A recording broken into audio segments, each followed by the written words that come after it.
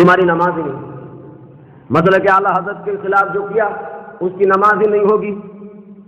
کچھ لوگوں نے کہا کہ یہ سنی مولانا لوگ جب دیکھو تب نبی نبی، جب دیکھو غوث، جب دیکھو اولیاء، کبھی خدا کا نام ہی نہیں لیتے، کبھی نماز کا نام ہی نہیں لیتے.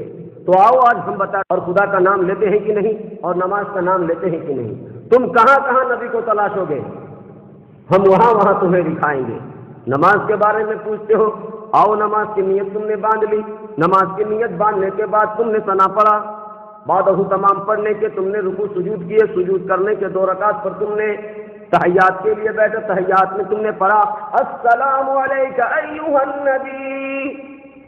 اب سنو اے نبی سے چڑھنے والوں، تم نماز میں سلام کیسے پڑھو گے جو کہ میلاد میں سلام نہیں پڑھتے، جو کہ فاتحہ خوانی میں سلام نہیں پڑھتے، جو کہ جلسے میں سلام پڑھنے کو شرک بتاتا ہے، جو کہ نبی پر سلام پڑھنے کو شرک بتاتا ہے، جو کہ مصطفیٰ جان رحمت پہ سلام پڑھنے کو شرک بتاتے ہو. تو تم لوگ کیسے نبی پر سلام پڑھو گے، کیسے تم نماز پہ سلام پڑھو گے؟ تم تو گھوم گھوم پر تبلیغ کرتے ہو، نماز کی تبلیغ کرتے ہو، نماز کی دعوت دیتے ہو، لیکن ہم تم سے پوچھتے ہیں تمہاری نماز کیسی نماز ہوتی ہے، تم کیسے نماز پڑھتے ہو جبکہ تمہیں نماز میں نبی کا نام لینا پڑے گا اور تم نبی کے نام لینے کے خلاف ہو. تو اے مسلمانوں، تم پوچھو دیوبندیوں سے کہ اے دیوبندی تم کیسے نماز پڑھتے ہو؟ ہم بریلوی ہیں کہ نماز میں بھی نبی کا نام آئے تو خوشی دل سے لیتے ہیں، میلاد میں نبی کا نام آئے تو خوشی دل سے لیتے ہیں، درود و سلام پڑھتے ہیں، جلسہ میں بھی یا نبی پڑھتے ہیں، تو نماز میں بھی ہم خوشی دل سے نماز میں یا نبی السلام علیکہ ایھا النبی پڑھتے ہیں. لیکن جو نبی پر فاتحہ میں سلام نہیں پڑھتا، میلاد میں سلام نہیں پڑھتا، جلسہ میں نہیں سلام پڑھتا، تو نماز میں کیسے سلام پڑھے گا؟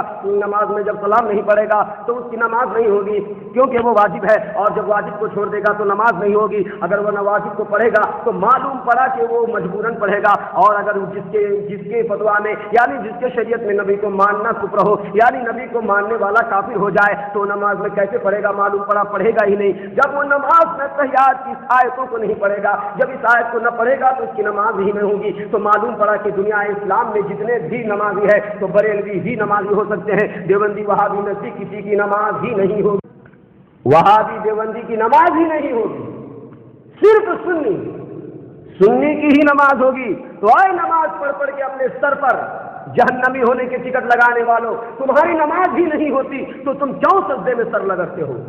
ارے آ جاؤ بریلی کی طرف، مان لو مسلک اعلیٰ حضرت کو. اگر تمہارے چہرے پہ داغ یا نعمت کے دن تم پہچان لیے جاؤ گے کہ یہ عشق رسول پہ مرا ہے.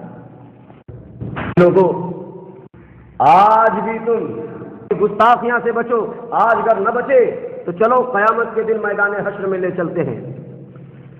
میدان حشر ختم ہو چکا، تمام کو حساب کتاب مل چکا. جنتی جنت میں چلے گئے، دوزخی دوزخ میں چلے گئے. جب جنتی جنت میں جائیں گے تو کہنے لگے رے بھائی فلانے بھائی جان نظر نہیں آتی، ابا جان نظر نہیں آتی، امی جان نظر نہیں آتی. تو لوگ کہیں گے ٹھکانا تو دو ہی تیسرا نہیں، اگر جنت میں نظر نہیں آتے تو جہنم میں ہوں گے. تو ان لوگوں کو اجازت ہوگی کہ جہنمیوں سے گفتگو کرے. تو وہ لوگ کہیں گے ما سلککم فی سقر، یعنی تم لوگ کس وجہ سے جہنم میں پہنچ گئے، کیا بنی، کیا ہوا، کس وجہ سے تم لوگ جہنم میں پہنچ گئے. تو وہ لوگ کہیں گے قالوا، کہنے لگے لم نک من المصلین، ہم نے دنیا کے اندر نمازیں نہ پڑھی، آج یہی وجہ ہے کہ ہم جہنم میں پہنچ گئے. جنتی پوچھیں گے ارے بھائی تو دیوبند کی مسجد میں نماز پڑھنے کو جایا کرتا تھا، تو دیوبندیوں کے ساتھ جماعت میں گھوما کرتا تھا، تو حج کرنے کے لیے بھی گیا تھا، تو وہابیوں کی مسجد میں افطار کو جایا کرتا تھا، ان سے پیسے ڈونیشن لے کر کے تو کام تبلیغ کا کیا کرتا تھا، لیکن کیا بنی، کیا ہوا، کس بات نے تمہیں جان دور کر دی. تو کہیں گے ارے بھائی میں نے تو جماعت میں ضرور گھوما، میں نے تو دیوبندی کی مسجد میں نماز ضرور پڑھی، میں نے تو دیوبندی کے امام کے پیچھے نماز ضرور پڑھا، میں نے دیوبندی امام سے تراویح ضرور پڑھوائے، لیکن میرے بھائی اس امام کے دل میں عشق رسول نہ تھا، میری نماز نہ ہوئی. میں نے جو نماز پڑھی وہ دنیا والوں کو گمراہ کرنے کے لیے، دنیا والوں کو دکھانے کے لیے، اپنے آپ کو نمازی کہلانے کے لیے نماز پڑھی. اور میرے بھائی میں نے خدا کو راضی کرنے کے واسطے کبھی نماز نہ پڑھی. آج یہی وجہ ہے کہ ہم جہنم کی آگ میں جل رہے ہیں. تو جنتی کہیں گے کہ لوگوں تمہیں جنت پور کی سرزمین پر شبیر احمد برکاتی نے بتایا تھا نا کہ جنتی فرقہ کے ساتھ ہو جاؤ، دیوبندیوں سے رشتہ داری کو حرام جانو، دیوبندیوں کے پیچھے نماز نہ پڑھو، شیر نیپال مفتی اعظم نیپال جیش محمد الصدیق البرکاتی کے سائے میں آ جا.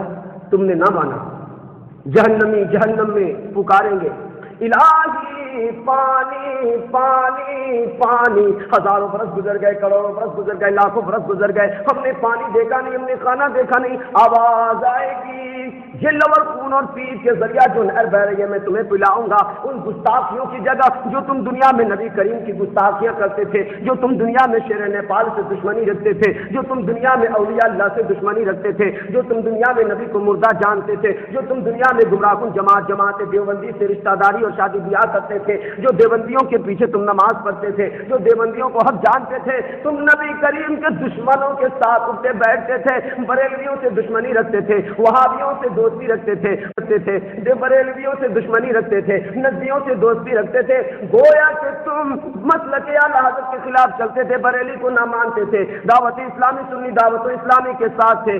آج اسی وجہ سے تمہیں لہور پیپ اور خون کے ذریعہ جو نہر بہ رہے میں تمہیں پلاؤں گا۔